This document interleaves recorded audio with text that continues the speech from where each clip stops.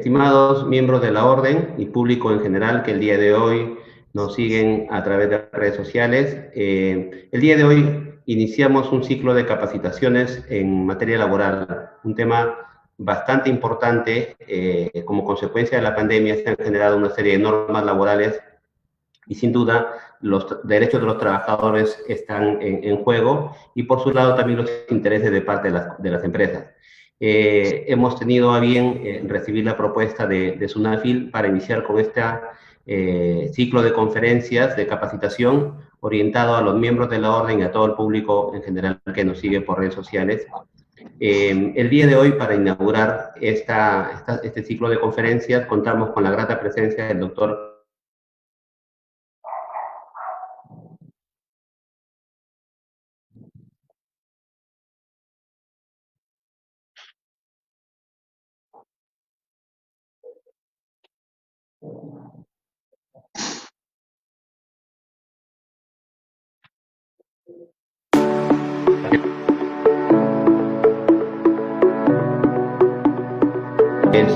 y los usuarios de las normas laborales sin duda requieren esta capacitación. Doctor Oscar, muy buenas tardes, bienvenido a la plataforma del Colegio de Contadores de manera virtual y le hago extensivo el agradecimiento de parte del Consejo Directivo del Colegio de Contadores Públicos de la Libertad por esta iniciativa, sin duda muy importante para el gremio profesional y para todas las empresas y trabajadores que están siguiéndonos en este momento.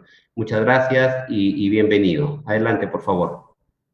Bien, muchas gracias por la presentación. Para mí personalmente es un honor estar participando de esta conferencia y poder brindarles a ustedes algunos alcances sobre algunas de las normas que están vigentes, que son parte de la competencia de la Superintendencia Nacional de Fiscalización Laboral. Y qué mejor que compartir estos temas con profesionales que directamente están en el día a día de la actividad empresarial, que vigilan el cumplimiento también desde su ejercicio profesional de la normativa sociolaboral y, por qué no, también de la seguridad y salud en el trabajo. Entonces, voy a permitirme, reiterando el agradecimiento al Colegio de Contadores Públicos de la Libertad, voy a permitirme dar inicio a la presentación y entiendo que luego de la misma hay un espacio para absolver algunas interrogantes si tuvieran a bien plantearlas, con las cuales, por supuesto, estaré gustoso de poder absolver. Si es que quiero preguntar primero si se puede ver en la presentación. Todavía no se comparte, doctor Oscar.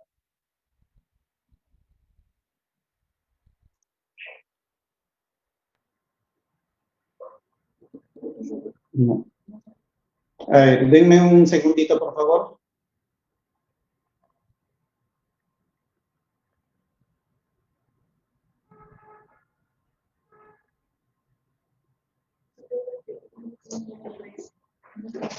A ver, no, es que como compartieron pantalla ellos. A ver, ¿ahí lo ven? No. ¿No?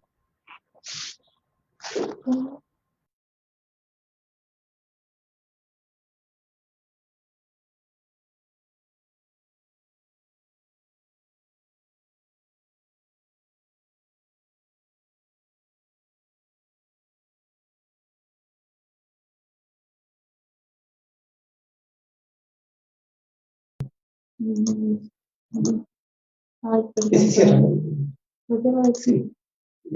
No. Al sur. Al sur. Ya, aquí.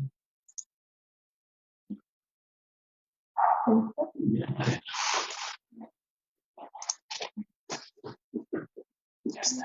Sí, ahora sí se ve, ¿no? Sí, doctor, ahora ya se comparte la pantalla. Estamos viendo.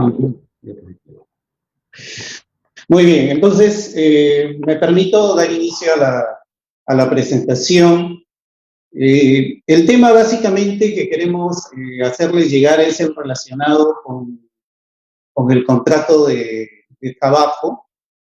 Básicamente, este contrato de trabajo debemos enfocarlo como el acuerdo de voluntades que hay entre trabajador, necesariamente una persona natural o una persona jurídica, puede ser también el empleador, en virtud del cual el primero, es decir, el empleador, el trabajador se pone a disposición del empleador a cambio de una remuneración.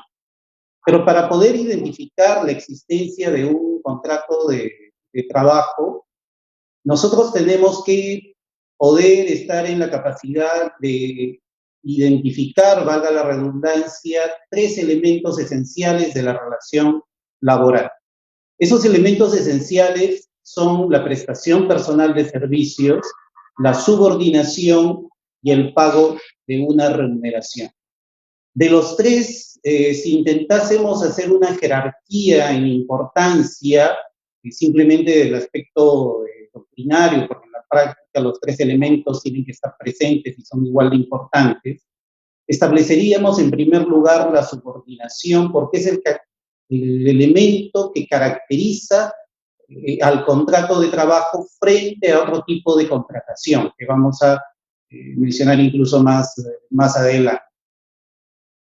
La prestación personal de servicios, el trabajo, el trabajador necesariamente es una persona natural, mientras que el empleador puede ser una persona natural o puede ser una persona jurídica, puede ser una persona con fines de lucro, puede ser una persona que no persigue fines de lucro, una asociación, un comité, una fundación, etcétera, pueden también ser empleadores si es que celebran una relación con quien está dispuesto a prestar de manera personal, bajo subordinación y a cambio de una remuneración, el servicio acordado, ¿no? Y estos tres elementos tienen que estar bajo el manto de un acuerdo de voluntades. No podríamos estar hablando de un contrato de trabajo si es que no hay un acuerdo de voluntades entre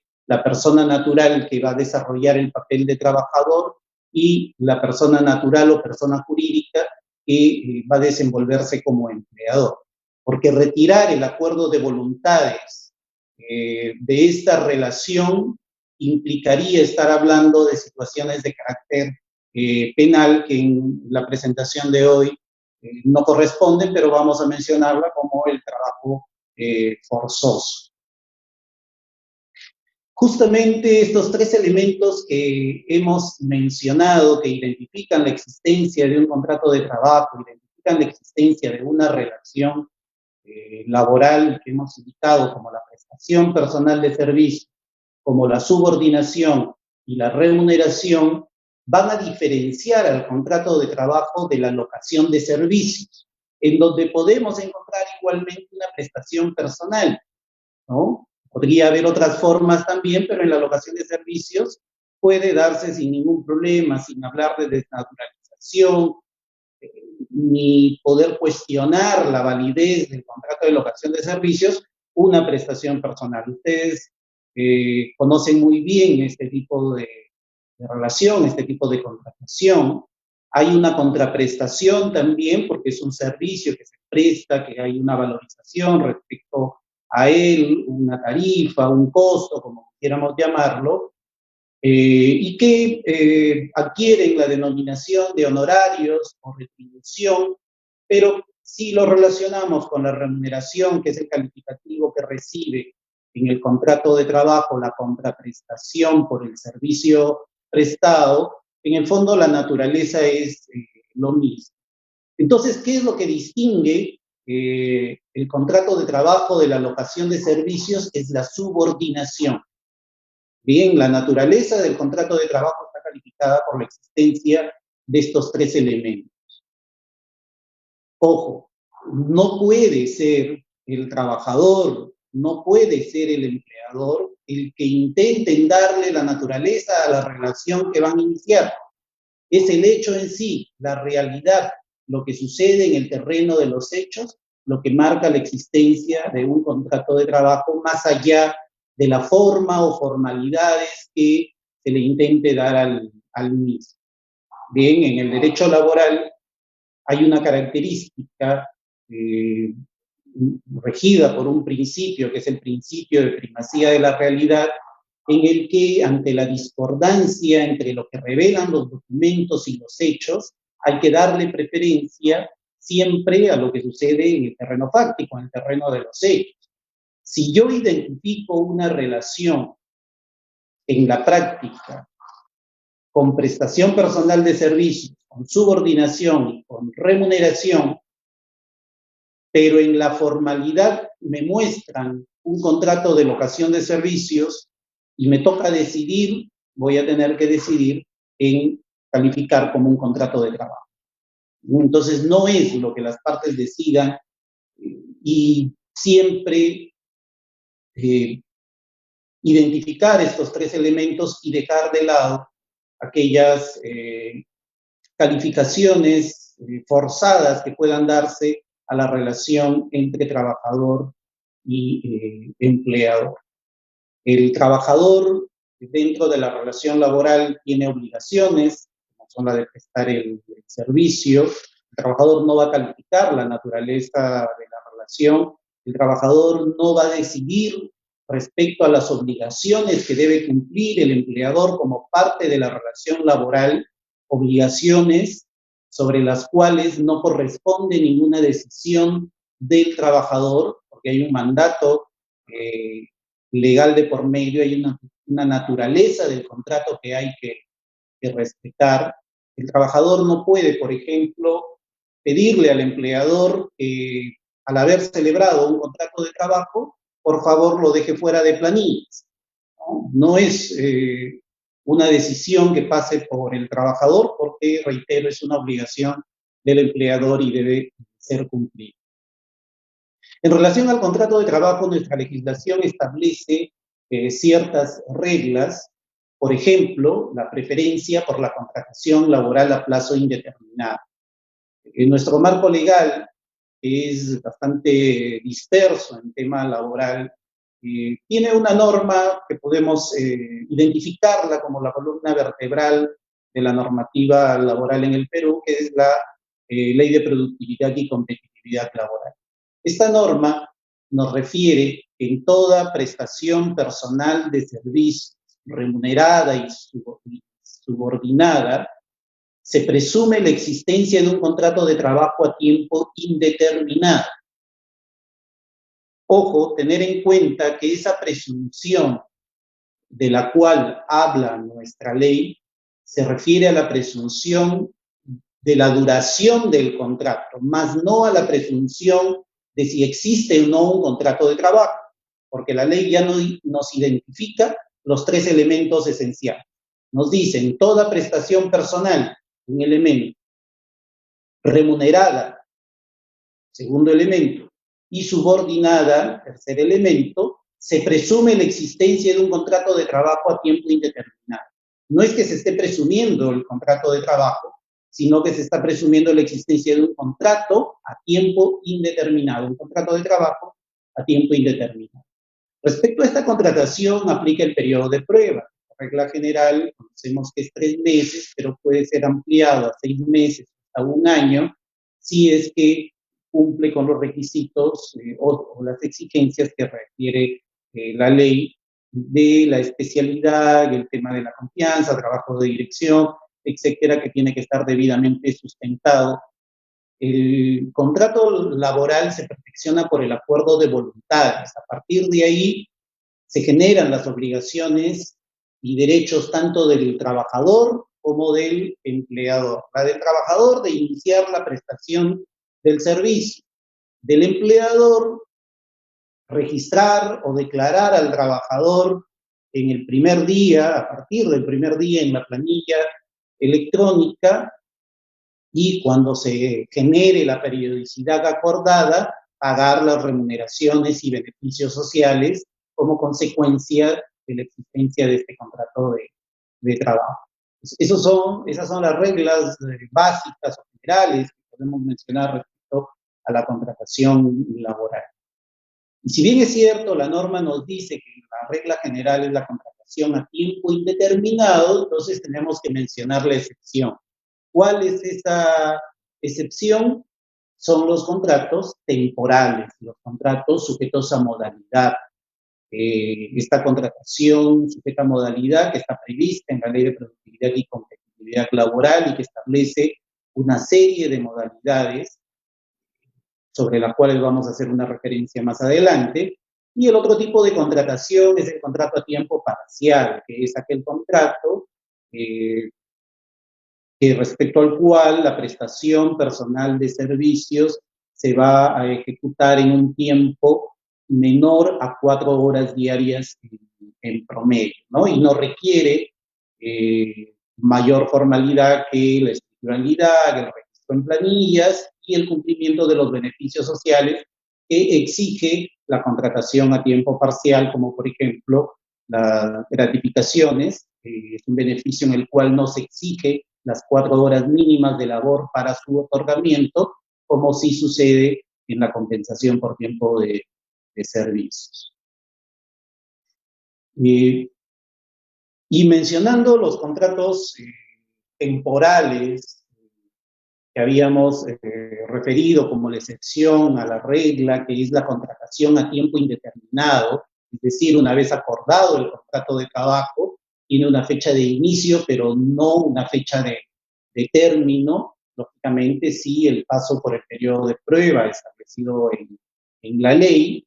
En cambio, la contratación temporal requiere, para poder celebrarse, una causa objetiva. ¿Qué es una causa objetiva? Es una situación que justifica la celebración de este contrato sujeto a modalidad que, por lo general, está celebrado en determinado tiempo. Y esta causa que se alegue en la contratación tiene que sustentarse en la realidad, ¿no? Lamentablemente no son pocos los casos de demandas en la vía judicial de trabajadores que alegan la desnaturalización de sus contratos temporales porque la causa alegada no era real. El empleador consignó una causa en la contratación que no se condice con la realidad. Ojo, hacer la precisión que a diferencia del contrato a tiempo indeterminado, que por ley no exige estructuralidad, el contrato a tiempo determinado, la contratación modal, según exigencia de la ley, necesariamente tiene que ser por escrito. Tiene no solamente que señalarse en este documento cuál es la causa objetiva de contratación en su marco legal, es decir, no basta con precisar el inciso o el artículo que refiere la modalidad contractual en la cual se sustenta la temporalidad de la relación, sino que hay que sustentarla, hay que justificar esa contratación. Son varias las modalidades de contratación temporal y no es una relación cerrada. Hay una denominación de 9 modalidades en la ley, pero deja abierta nuestra legislación la posibilidad de que si existe alguna justificación adicional a las mencionadas de temporalidad, debidamente sustentada, puede ser utilizada para contratar por tiempo determinado. Por ejemplo, ¿cómo reflejar la validez de la causa alegada? Si yo contrato a una persona por determinado tiempo, digamos 6 meses, y la causa que estoy alegando es inicio de actividades, y luego yo puedo darme cuenta de que esa empresa no ha iniciado recientemente actividades, ya tiene 10 años en el mercado, y estoy utilizando una causa que no se condice con la realidad. Pues ahí habría una desnaturalización del contrato. Pues la causa que yo utilice para la contratación temporal tiene que ser real, tiene que ser válida, tiene que estar debidamente sustentada para evitar el riesgo de la desnaturalización del contrato de trabajo que pueda ser alegada en ámbito administrativo o judicial, ¿no? Y en el ámbito administrativo, justamente, a través del procedimiento inspectivo se podría establecer, porque tiene esa facultad el inspector de trabajo, poder establecer la desnaturalización de la relación si, por ejemplo, se identifica que la causa alegada para la contratación temporal no existe. El inspector tendrá que requerir al empleador que corrija, que modifique la declaración en la planilla de contrato temporal a contrato a tiempo indeterminado. Pero así como estas, son varias las materias sobre las cuales se puede realizar una fiscalización laboral, y la forma de iniciar la fiscalización puede ser por denuncia, puede ser a solicitud de una entidad del Estado que tenga fijada por ley la competencia para poder establecerlo de esa manera. Puede ser de oficio, a decisión es más, la ley 28806, que es la ley de inspección de trabajo, señala que todas las actuaciones inspectivas se disponen de oficio, pero que pueden estar motivadas en una denuncia, en una solicitud de autoridad competente para ello, y luego de eso se emite la orden de inspección, que es el documento en el que el funcionario competente asigna la función de fiscalización sobre determinadas materias en determinado centro de trabajo y por determinado plazo a un inspector para que realice la fiscalización dentro de ese periodo, haciendo uso de las diversas facultades que la ley le otorga, y poder hacer los requerimientos o pedidos al empleador para poder llegar al objetivo, que es acreditar el cumplimiento de las materias por las cuales ha sido encargada la fiscalización. Estas herramientas, estas facultades que tiene el inspector están reflejadas en la visita inspectiva, en la comparecencia, en la comprobación de datos, en el requerimiento de información que puede hacer, reitero, el inspector ante el empleador que está siendo fiscalizado, que está siendo inspeccionado.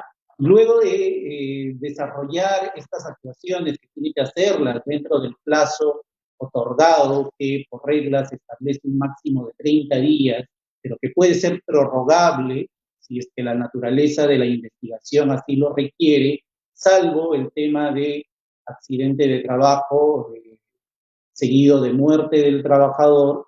El plazo máximo es de 10 días, puede prorrogarse por única vez, y en las investigaciones por seguridad y salud en el trabajo, por lo general no existe prórroga de plazo.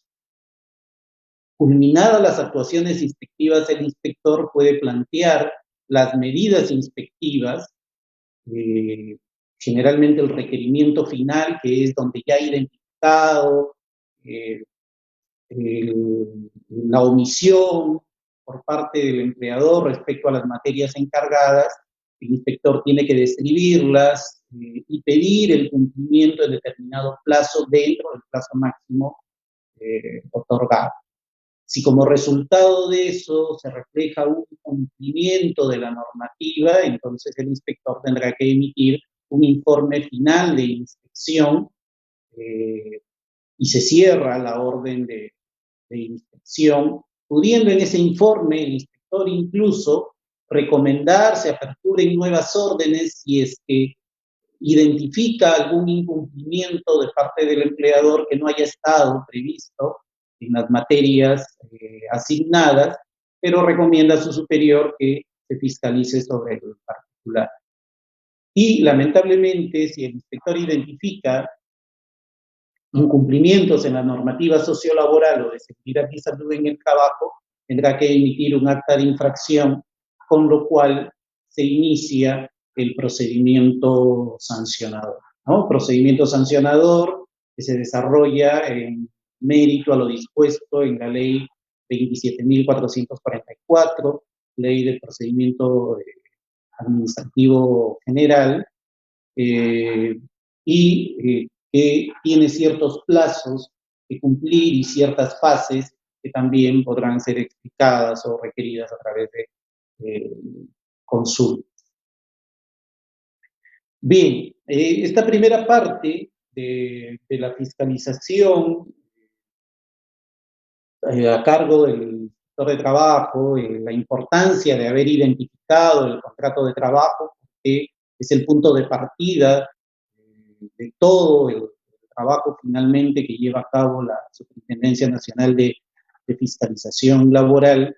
Hemos considerado importante también traer a colación este tema del trabajo remoto, que según lo que dicen los expertos, es un trabajo que ha llegado para quedarse, ¿no? En una oportunidad anterior, en una capacitación de esta naturaleza, tratando un tema un poco distinto, los empleadores se pronunciaban y decían que en muchos casos les resultaba más beneficioso para ellos como empleadores este tipo de trabajo que aquel que desarrollaban anteriormente de manera presencial. Lógicamente se tiene que evaluar cada caso en concreto y ser muy vigilantes de la prestación del servicio por parte del trabajador. Hay una normativa que se establece como base legal en relación a este trabajo remoto que ha venido dictándose a partir del inicio del estado de pandemia, de la situación en la que nos encontramos, que seguramente la conocen muy bien y que habrá solamente hacer una mención al respecto. El Decreto Supremo, el 008, que declara el estado de emergencia, por ejemplo, el 020 de 2020, normas ambas del sector salud, esta última que prorroga la emergencia sanitaria hasta el 6 de diciembre de 2020, aquellas que declaran el estado de emergencia por lo que hemos pasado, etcétera, ¿no?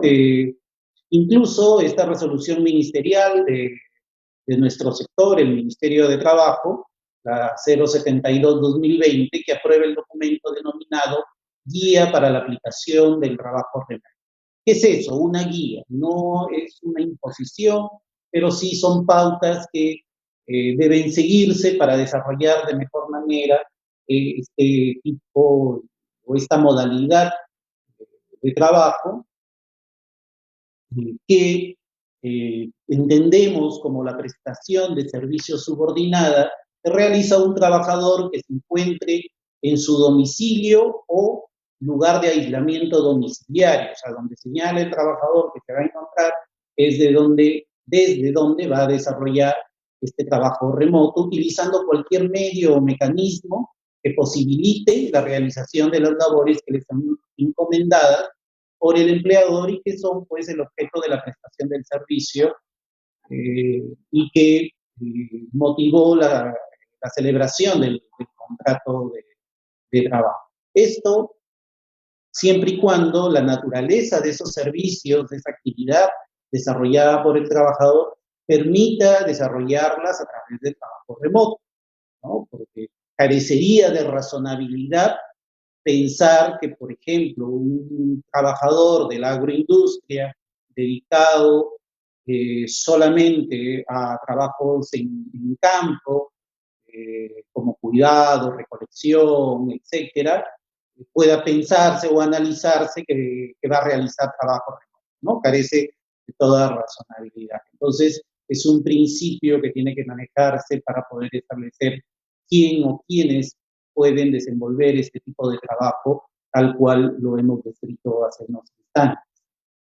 Este tipo de trabajo no se limita a aquel que pueda ser realizado mediante medios informáticos o de telecomunicaciones, que pareciera que es la única idea que se nos ha fijado, ¿no? Pero aquel trabajador que puede hacer una labor manual que hacía normalmente en la empresa, pero que llevando ciertos materiales a su domicilio, puede hacerlos de la misma manera, con la misma calidad, con el mismo cuidado en el domicilio o lugar que ha fijado para desarrollar este tipo de trabajo. Claro, lo relacionamos más con los medios informáticos porque es la forma que tenemos para comunicar, ¿no? Pero no necesariamente el trabajo se va a desarrollar única y exclusivamente por estos medios, ¿no?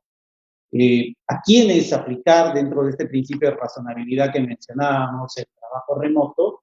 Eh, el ámbito no discrimina al sector público ni al sector privado. Lógicamente, nosotros aquí vamos siempre a direccionar respecto al sector privado por ser el ámbito de nuestra competencia, y aquellas entidades públicas que tienen trabajadores bajo el marco del decreto legislativo 728, es decir, el régimen privado, ¿no? Aquellos trabajadores o aquellas personas que se desempeñan bajo modalidades formativas laborales o algún otro convenio de formación, como Senati, por ejemplo, podrían hacer también trabajo remoto siempre y cuando sea posible, pero sin perder de vista los requisitos que se establecen en la Ley de Modalidades Formativas Laborales, ¿no? Es posible que se realice labor remota, sí es posible, pero no hay que perder de vista que tiene que haber una persona que guíe la formación, por ejemplo, en una práctica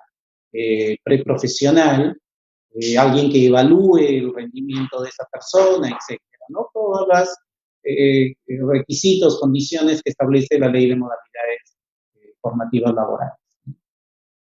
En su momento, lógico, se dispuso también, se precisó la inclusión de aquellas personas que no podían ingresar al país a consecuencia de las acciones que adoptó nuestro país, como el cierre de fronteras, la imposibilidad de los vuelos, etcétera, y que estando afuera y tocándoles retornar a su puesto de trabajo no pudieron hacerlo, ¿no? Entonces se vieron en la disyuntiva de ponerse en riesgo frente a la comisión de una falta grave, inicio un procedimiento de despido.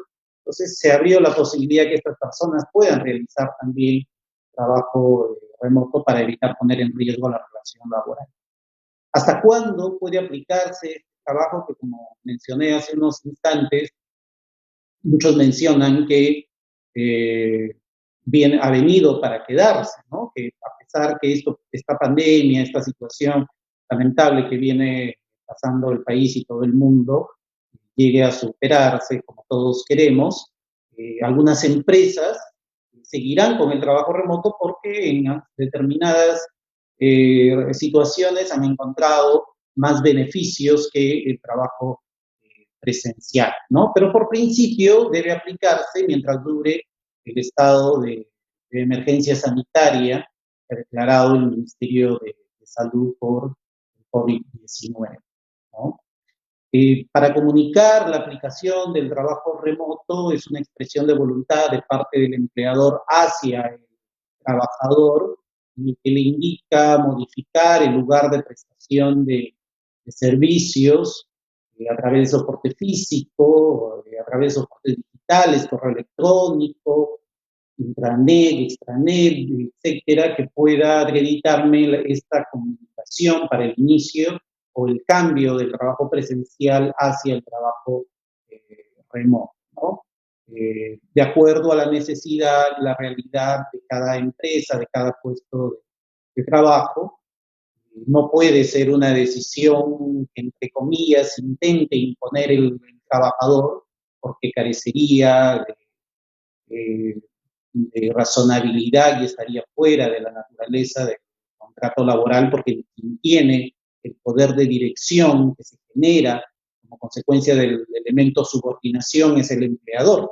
El empleador es quien dirige, quien fiscaliza y quien tiene la potestad sancionadora dentro de la relación laboral. Entonces, la parte responsable de proveer los medios o mecanismos, las condiciones de seguridad y salud en el trabajo aplicables y otros aspectos relativos a la prestación de servicios es el empleador, que lógicamente coordina con el trabajador con qué medios o qué medios puede facilitar para la mejor prestación de este tipo de servicios, ¿no? Y cuando inició el trabajo remoto, comenzaron a generarse también algunos cuestionamientos, algunos problemas, algunas dudas respecto a los equipos, los medios, quién los debía prestar, el empleador, debía prestarlos el trabajador. La realidad nos impuso que en la generalidad, en casi la totalidad de los casos, fue el trabajador quien dispuso de sus propios medios, equipos, internet, telefonía, etcétera, para iniciar la prestación remota, ¿no? Pero ya con el pasar del tiempo se han ido adecuando algunas situaciones, el empleador ha podido ir proporcionando alguna de estas herramientas, como llevar, por ejemplo, la computadora del trabajo a la casa o proporcionar algún equipo nuevo, etc. En caso que los medios o mecanismos sean proporcionados por el trabajador, las partes pueden acordar la compensación de los gastos derivados del uso de los medios. Normativamente no se ha puesto en blanco y negro esta situación que pueda cubrir el 100% de situaciones que se están dando con este tipo de trabajo remoto.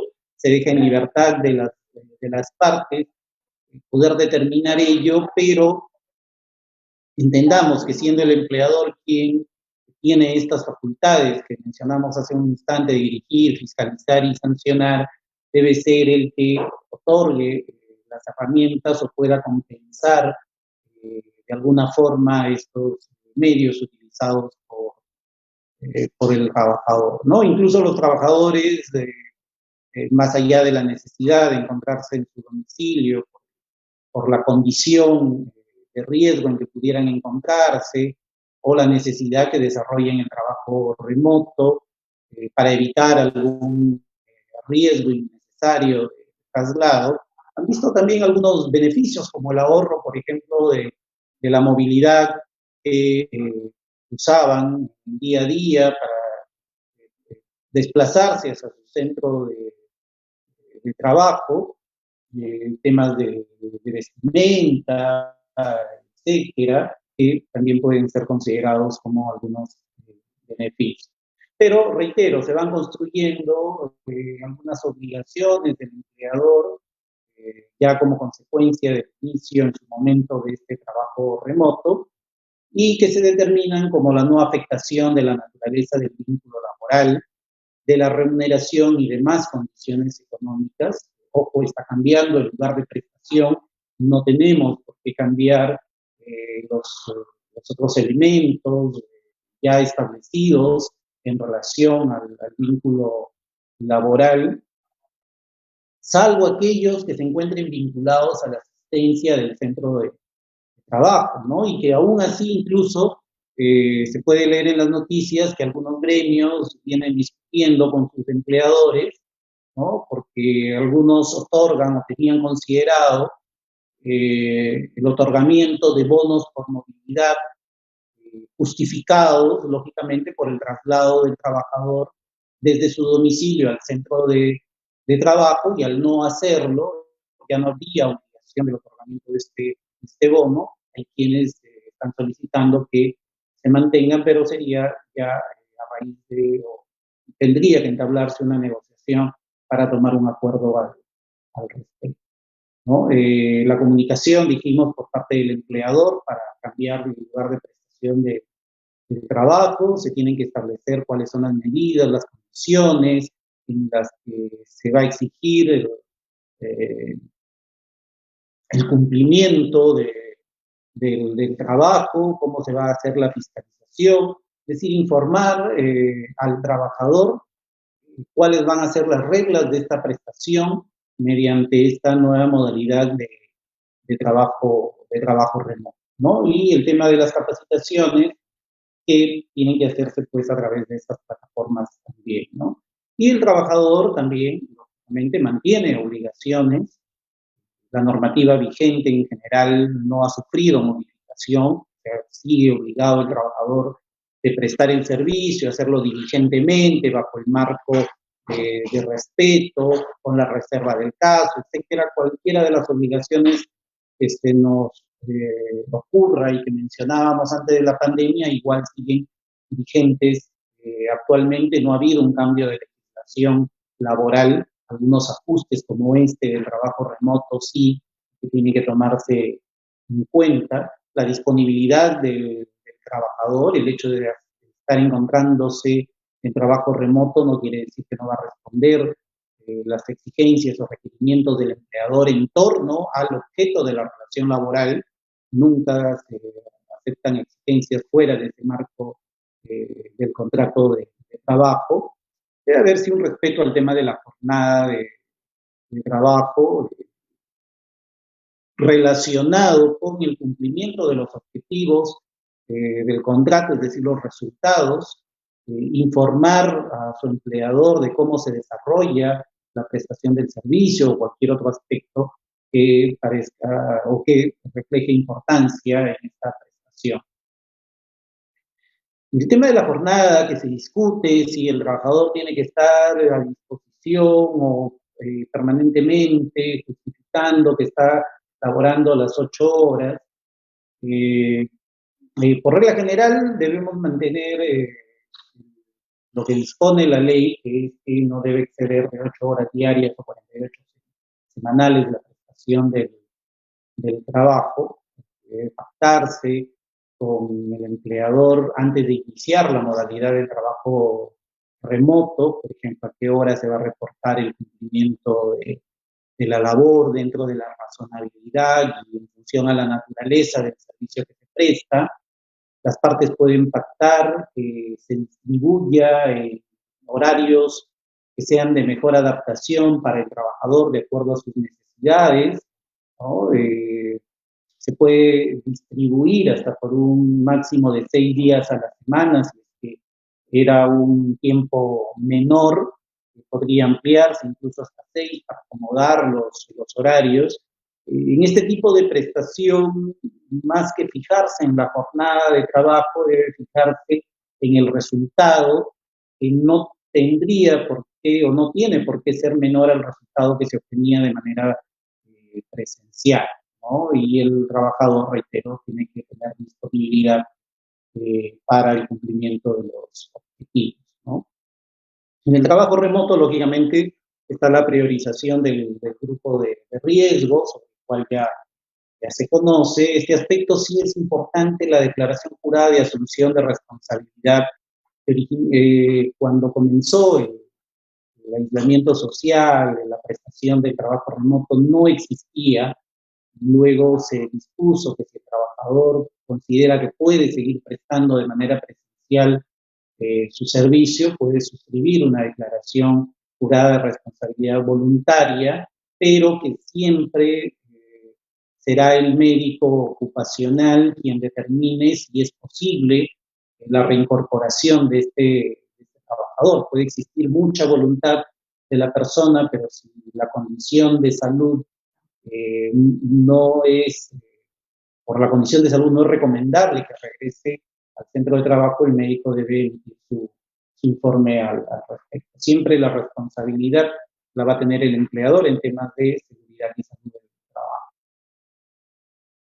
El grupo de trabajadoras gestantes, aquellas que dan lactancia materna, también es un grupo protegido, respecto al cual preferentemente debe implementarse el trabajo remoto y de no ser posible, no debe ubicárseles a estas personas en áreas de exposición al público, ¿no? Esto lo dispone la resolución ministerial 448-2020 del MINSA, que está vigente, y recordar que hace poco, el jueves 8 de octubre, se emitió la ley perdón, había un error ahí en el número, es la ley 31.051, que amplía las medidas de protección laboral para mujeres gestantes y madres lactantes en caso de emergencia nacional sanitaria, quienes pueden solicitar a su empleador no realizar labores que pongan en peligro su salud y o el desarrollo normal del embrión, o pongan en riesgo la posibilidad de la lactancia, ¿no?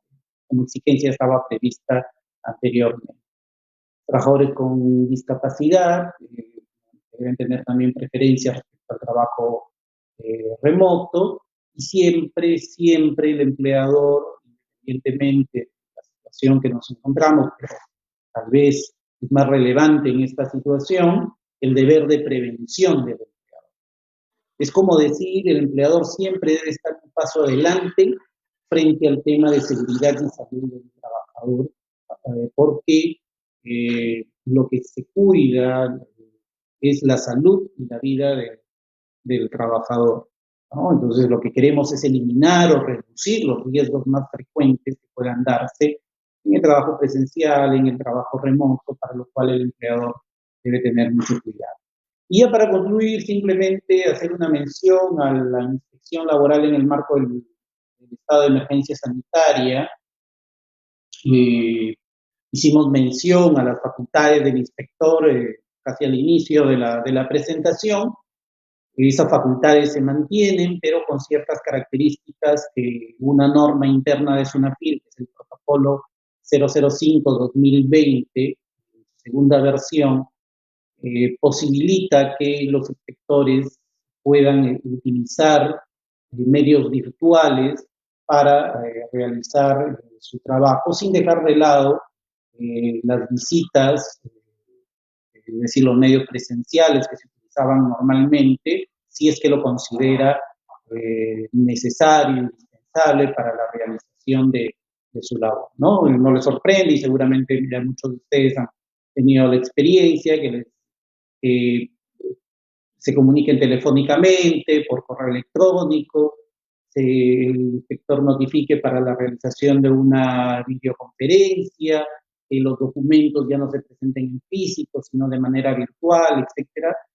Son facultades o herramientas que han sido otorgadas, que están en la norma, en este protocolo se precisan, pero igualmente el inspector podrá seguir visitando las empresas si es que las materias que le han sido encargadas exigen ese tipo de labor, ¿no? Hay sí cierta priorización a la labor inspectiva durante esta época, que son los accidentes de trabajo, la verificación de los despidos, verificación que tengan que ver con hechos relacionados con la prestación del servicio, respecto a aquellas actividades que han ido reactivándose, respecto de aquellas que no tienen todavía la autorización a ser reactivadas, si vienen ejerciendo alguna labor dentro de ellas, va en contra de la norma, por lo tanto tiene que ser verificado, ¿no? Y aquellas pues que siempre han estado presentes para la verificación. Entonces dijimos que puede seguirse con las visitas, pero hay comparecencias virtuales, comprobación de datos que pueden hacerse también a través de estas herramientas. Y los aspectos sancionadores se mantienen relacionándolos con estas nuevas facultades. El inspector sigue teniendo la facultad de visitar los centros de trabajo, tiene que permitírsele hacer su labor para evitar caer en alguna distracción dentro de este marco de emergencia nacional y emergencia sanitaria, y que pueda proceder la fiscalización de la mejor manera.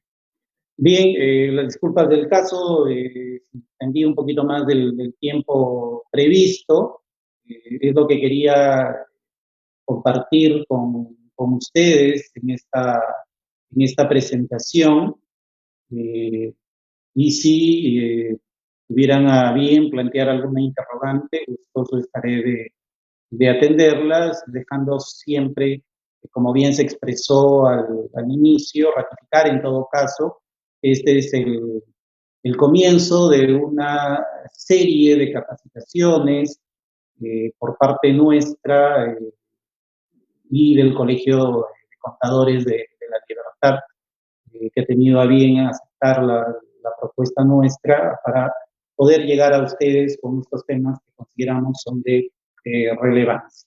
Gracias en esta primera parte, y si hubiese algún interrogante, por favor, pueden plantear.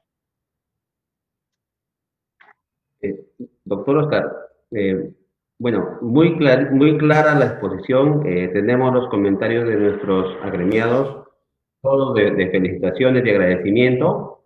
Gracias. Entiendo que la exposición ha sido lo suficientemente clara, con lo cual le agradecemos y de parte del Consejo Directivo le hacemos llegar este certificado virtual por su excelente participación, que el mismo que le estaremos haciendo entrega a través de su correo electrónico. Bien. Muchas gracias, doctor Oscar, por esta brillante ponencia y también el agradecimiento porque las charlas van a continuar y nuestros agremiados y el público que nos sigue va a estar atento. Lo bueno de esto que queda grabado y las personas que no tuvieron oportunidad por el horario tal vez pueden volver a ver y revisar. Entonces, con esto damos por cerrado, no sin antes reiterar nuestro agradecimiento a nombre del Consejo Directivo, doctor Oscar Moreno.